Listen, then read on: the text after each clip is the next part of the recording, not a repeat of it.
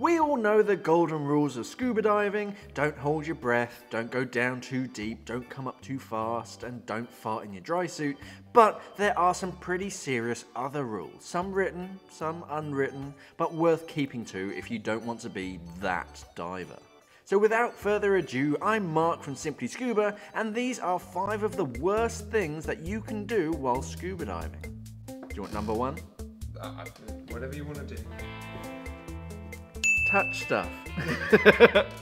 Harass stuff. Marine life is great and fun to watch, but don't try to force it to do something that it wasn't going to do naturally.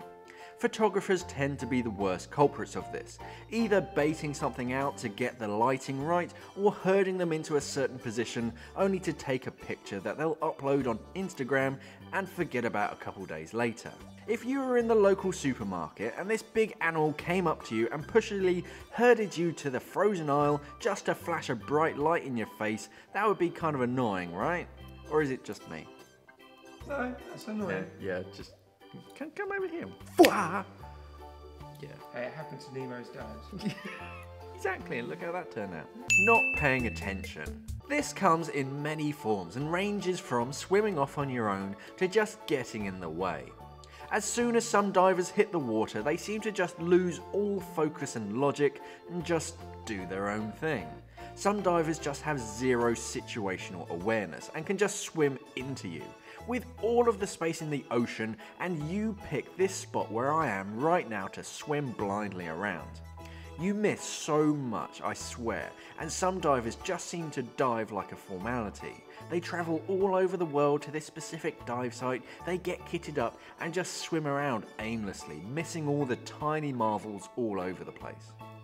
Yeah, I'm not bitter around that. No, I didn't sound cool. Go beyond your limits. I get it, from your very first dive you've been pushing your limits and improving yourself, but you need the confidence in yourself to just say no when you don't feel comfortable with something. Just because your body wants to swim into this overhead or you go down deeper than planned doesn't mean that you have to.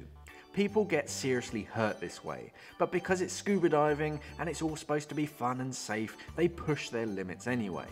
If I'm driving my car and my friend asks me to push the limits and go 100, I don't go, oh, alright then.